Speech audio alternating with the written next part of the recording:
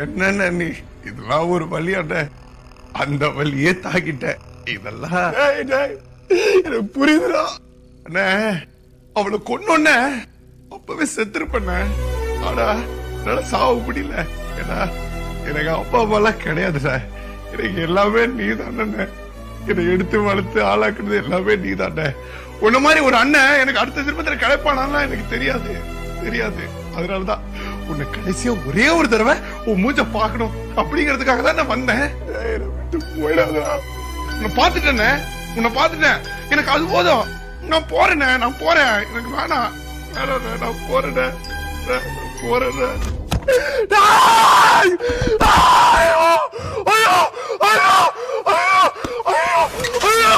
ஐயோ